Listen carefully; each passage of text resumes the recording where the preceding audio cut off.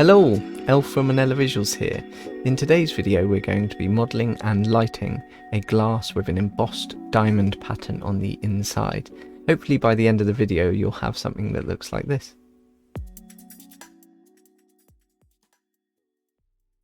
The first thing that we need to do is give ourselves a guide object. So I'm going to create a new pipe, and we are set to centimeters here by default, and I've already measured this, so I'm going to go for a radius of 2.2, height of 14, and then we'll go for a thickness of something like 0.1.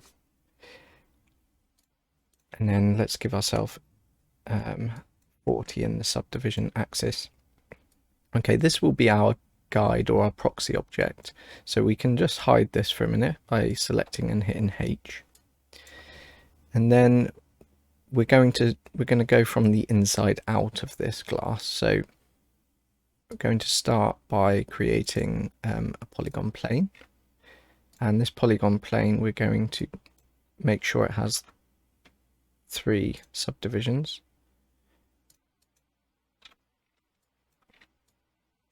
And then what we're going to do is rotate it so it's in this diamond pattern already.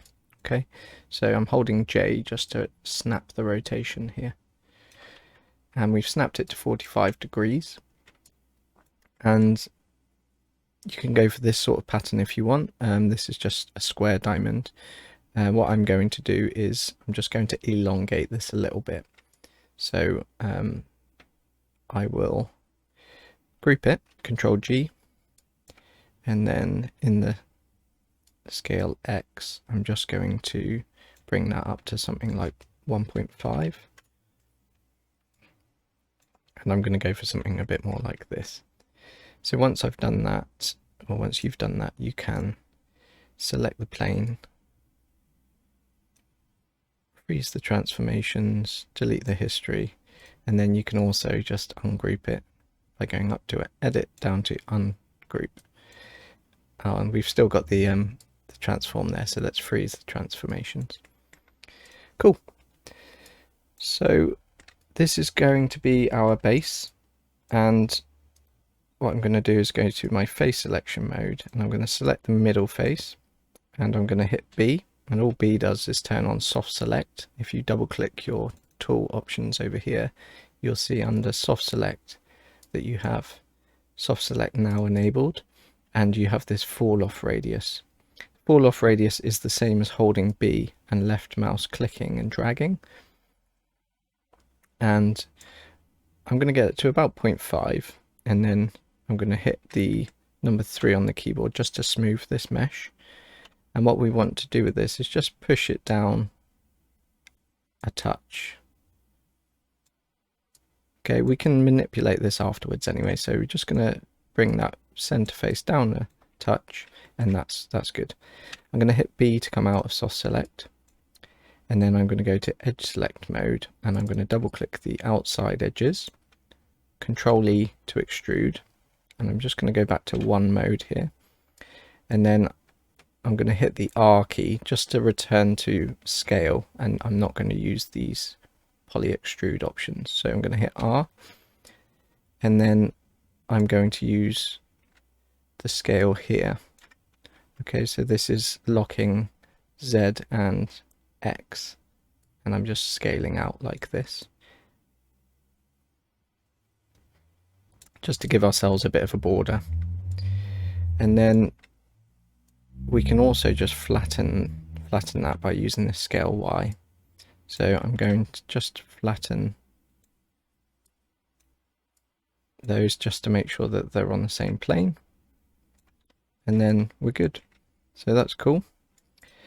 Now we've got one of our diamonds. We want to duplicate it. So the way that I'm going to do this is I'm going to hit D to go to pivot mode, and then holding V, which is vertex snap. You can see I've got this enabled now up here, this little magnet with a dot. I'm just dragging the arrow and I'm pointing it at the very corner because that's the one that we want to snap over to this corner. So I'm going to hit W to go back to move mode. I'm going to turn on vertex snap now up here, and I'm going to shift and click out from that blue arrow to clone it. And I'm just going to point it at that point there. And once I've done that once, I can now hit Shift and D on my keyboard and duplicate this as many times as I want. So I've worked out that I'm going to need 20 copies. So that's what I'm going to do here. I'm just going to Shift D until I get to 20. And then what I'm going to do is combine these together. So select over all of them, Shift and right mouse click down to combine.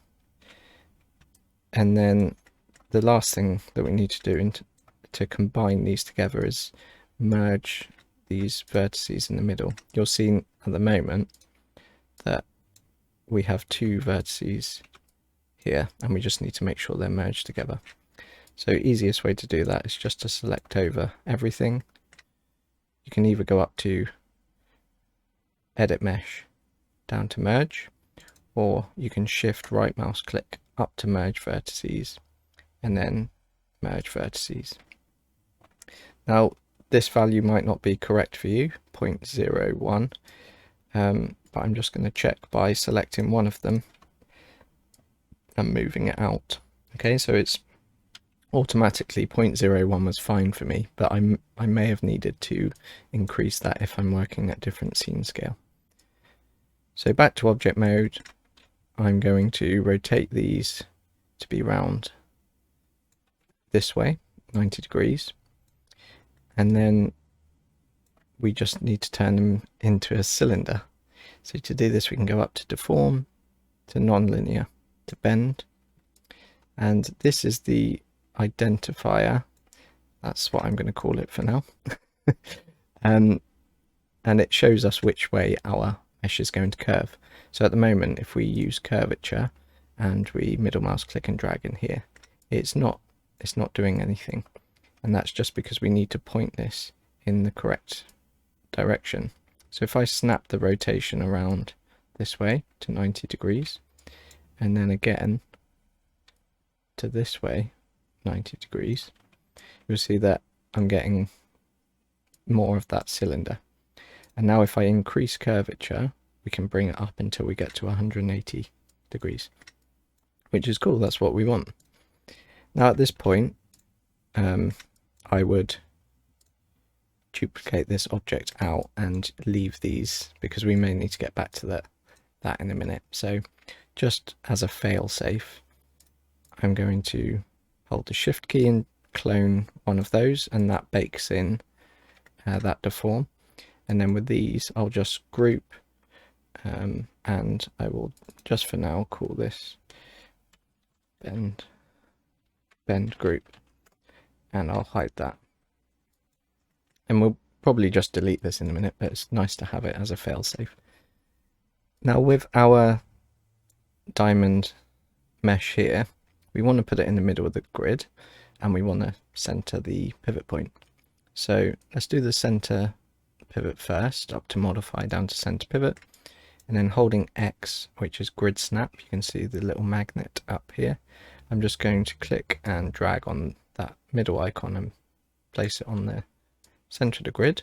And once it's there, let's just make that its home by freezing the transformations. So at this point we could bring back our original pipe, because we know that that is the correct size for us. And we can scale these diamonds accordingly. So I'm going to scale these diamonds down, and these, remember, are going to be on the inside of the mesh, and then the outside is just going to be flat. So in the correct place we can then freeze transformations and hide the pipe again. Actually, what might be a better thing to do with the pipe is if we add it to a display layer, create layer from selected, we can turn that to transparent, and that means that we have a gauge on how high and how low we need to go with our diamonds. So with the diamonds, it's now just a case of duplicating and rotating. So I'm going to duplicate these up by holding Shift, and I found the easiest way to do this is to go into pivot mode and then holding the V key, which remember is vertex snap, middle mouse click and point at the very tip here of your diamond. So I'm going to V and click with the middle mouse, and then hold back to move mode, holding the V key again. I'm going to drag this Y axis arrow and I'm going to point it at the very corner here. So I know that's in the correct translation, but we now need to rotate. And if I rotate currently, remember we just moved our pivot point. So we just need to go up to modify down to center pivot. And because I use 20 or 19 copies, I know that this is going to fit with the value of rotate -9 in here. So -9 times 20 is technically -180, but it's 180, which we had. That was our value for the curvature. Okay, and that's put us in the right position now where we've got these two matched up. And at this point, let's just combine these together. Select them both, Shift and right click, combine. And we're going to merge the vertices in a minute, but we may as well do that with them all together. So same thing again, D for pivot mode.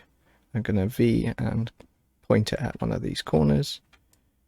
And now I'm going to turn vertex snap on up there, holding Shift, click and drag and point at the very tip here. And once you've done that, you can Shift D. And shall we do that one more time? I think I'll leave it there and we'll go down this time. But when we go down, we need to put the pivot point up to this one up here. So Shift, let's turn on snap again. So Shift, point it here, and then Shift D. Do I need another one? Yep, Shift D. Okay, and that's looking good. So I can hide my proxy now. With these, if we combine them together, Shift and right click, combine. And then we need to merge the vertices. So I'm going to select over all of these. And then I'm zooming in a bit just so I can see what's going on when I merge these.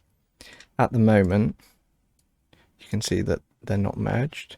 So if I select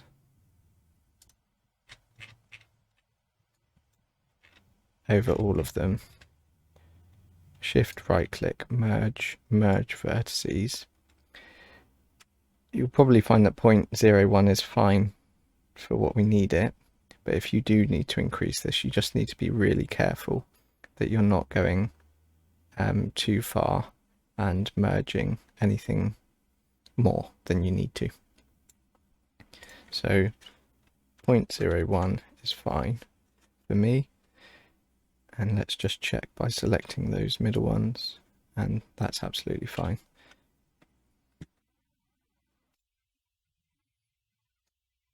Cool. So let's come out and have a little look at that. So we are going to be smoothing this. So hit number 3 on the keyboard. And that's looking pretty good. We can still modify our diamonds. And we'll probably do that once we assign a material to it, just so that we know how things are looking. But if you wanted to, you can go into face selection and you could select a few middles. So if I select a few of these middles and then holding Shift and the greater than key, you can grow your selection, and then you can go up to select and down to similar, and now you've selected everything similar to your original selection. And then the way that I've been doing this is you can scale once you have everything selected here, but you can change your axis orientation. So if you scale in component mode, then you'll just scale everything down and up, but it will remain on the plane that it currently is. And then if you go to object mode, and again we'll just lock this to X and Z, if you want to scale in and out, that's the way to do that. And that it might be that we need to scale in a little bit. So let's leave it there for a second, and then don't forget to save as you're going. Now what we need to do is give ourselves a top and a bottom, and we'll come around on those. So edge selection mode, double click to select the top, Control E to go into to extrude, and then I'm going to hit W to go into move mode, and I'm just going to bring that up. I'll give myself a bit of an edge here.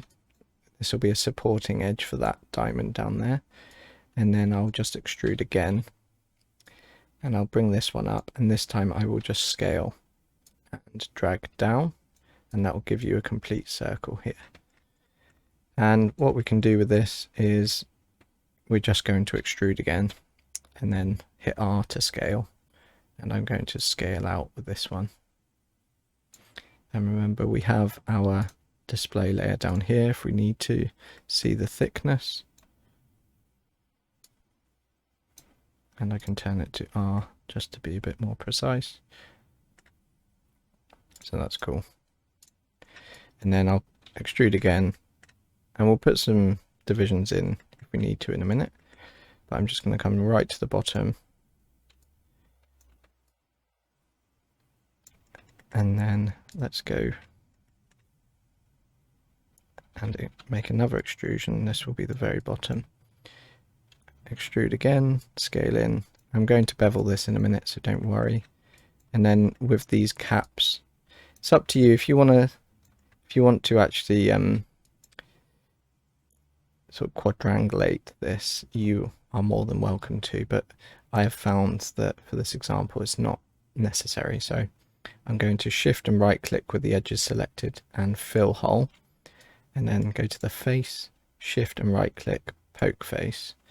And yeah, this isn't normally what you would want, all of these coming into this pole, but like I said, I've found that it's perfectly fine for this tutorial. Okay, so now we've got the bottom on the outside, and we just need to make sure that we've got the bottom on the inside. So I'm going to edge, and I'm going to do the same where I extrude that bottom, those bottom edges, bring them down a touch, extrude again, bring those down, scale,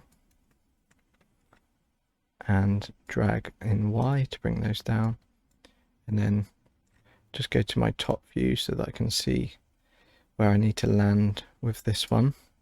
So if I Control E and then back to R, and let's bring it into the same point, shift and right click, fill hole, select that face and poke face. Cool, save it. And then all we need to do now is just to bevel off these edges. We are going to be hitting that number 3 button, so we just basically by beveling giving ourselves some supporting edges. I'm going to Control B with this, with both of those edges selected, and then I'll give myself some more segments. So let's go to 3, and let's just bring in that fraction a bit. We'll do the same at the bottom. Control B, 3. Let's change the sensitivity here.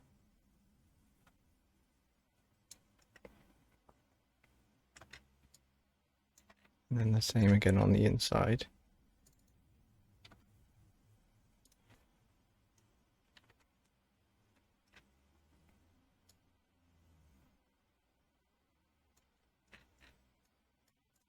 Okay, so now when we smooth it,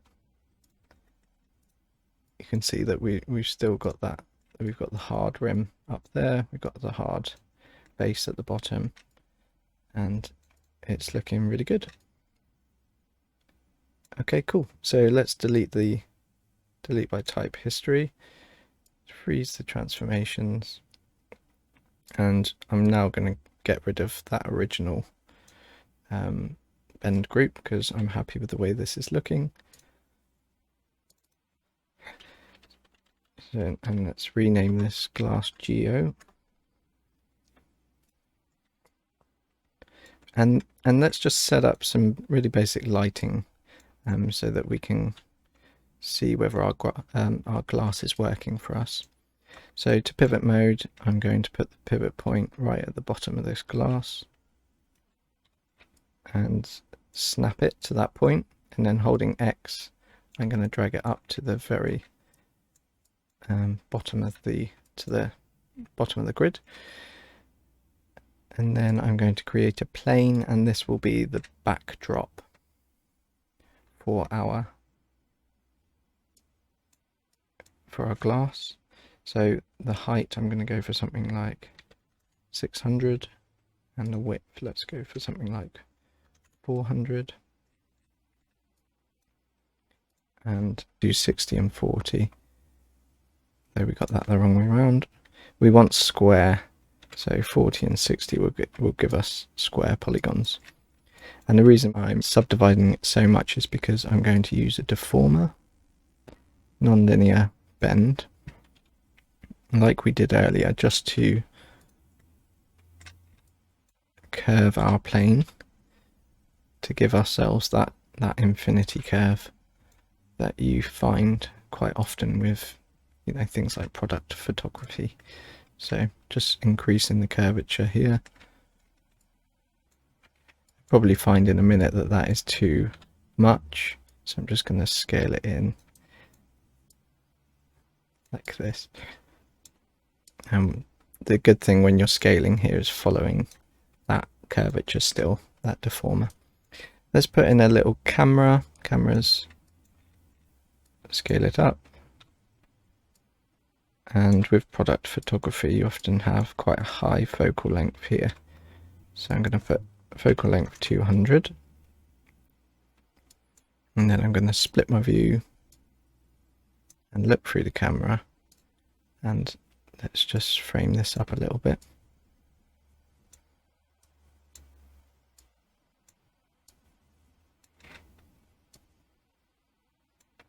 Okay, that's looking good. And then I will just look through the camera and lock it up here and go back to perspective view, just so I don't unintentionally move it. So with the floor, let's assign a new material, Arnold shader, standard surface, and I'm going to go for white and quite shiny.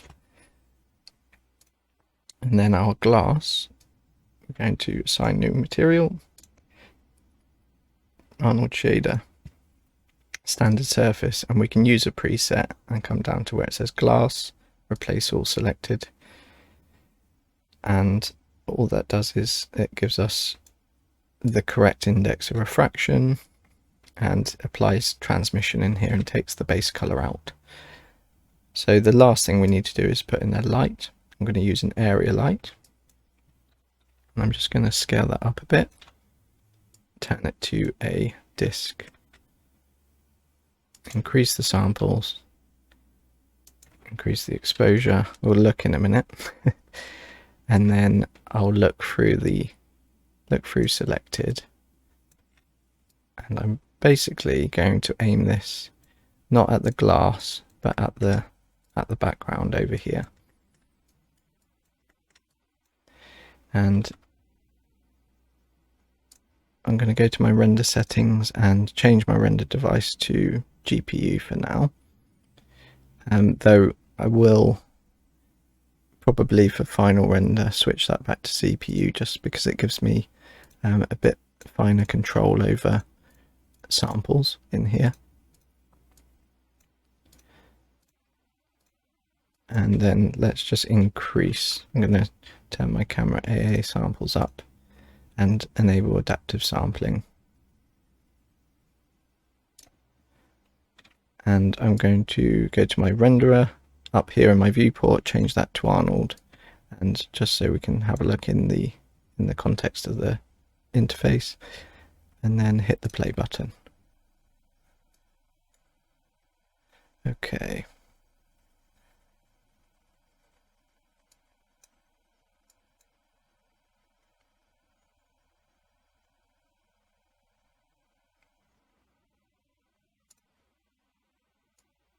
Just checking we're looking through the right camera here. Stock that back down. So I need to move my camera a bit closer. Let's go to perspective, grab the camera.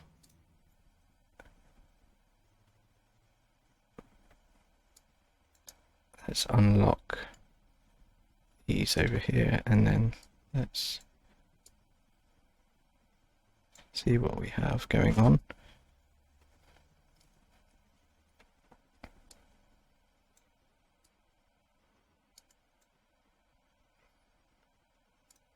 Okay, let's increase the exposure of the light.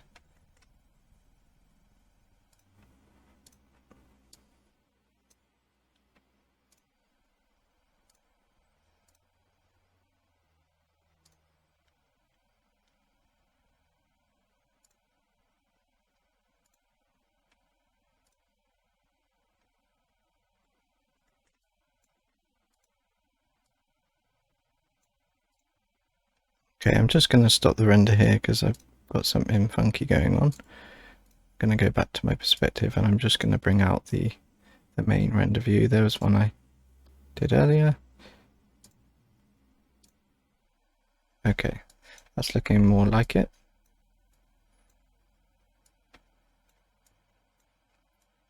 Look through the camera. Okay, let's try and go back now to our camera view.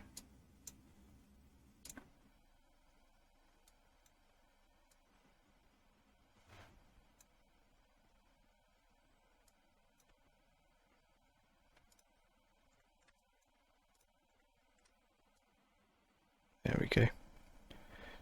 Okay, so I can see already that our diamonds are a bit strong. So I'm going to change that, and first thing I'm going to do is just make my view over here, make my view square, so I can decrease my viewport size a little. And then on the glass itself, I'm going to make sure to get, oh, I haven't smoothed this either, so let's select those faces there. Sorry, let's select the middle faces here, and then grow the selection, select similar, and then hit R for scale, and go into the tool settings, and I'm going to change the orientation to component, and then I'm just going to increase or decrease this as I see fit. So I'm going to start my render back up.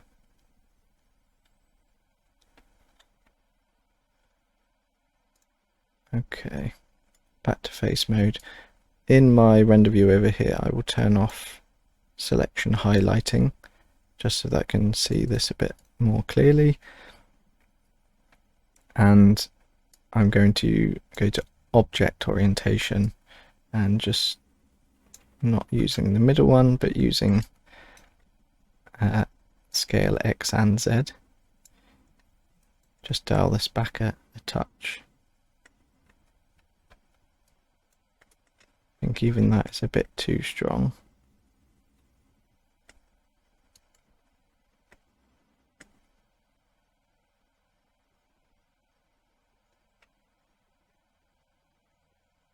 Okay, something like this is looking good. I've got my glass going through the floor at the moment, so let's just lift that up a touch.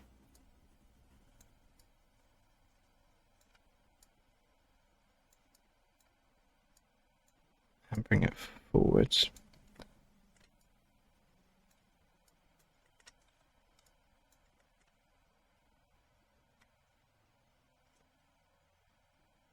Okay, so now I'm in the right area. I can start playing around with my light, and if I decrease the spread of my light, what I would like to do with this is just point it towards the back to light the back, and then dial that exposure back a little.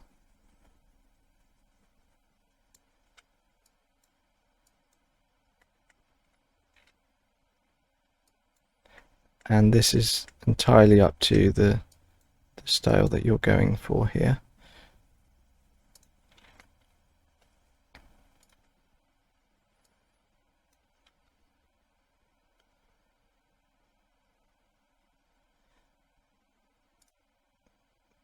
But yeah, already liking this. So this is where you need to sort of play around with how indented those diamonds are, and the way that your lighting is focused on the background. The key to getting nice lighting here is to, what I've found is not to light the glass directly, but actually to light the background. And if you want to see more of the, you can see over on the left and the right, we can see the dark areas, or just by scaling your plane here, or your floor, you're going to make, can you see how they're getting stronger as you make them thinner? So if you're looking to get more shape in the glass itself, you can try playing around with scaling the size of your environment. If you found this tutorial useful in any way, please help us out by subscribing to our monthly newsletter, where you'll gain access to exclusive downloads, project files, cheat sheets, free assets, anything that we think you guys will find really useful. Cool, we'll see you for the next one. Cheers.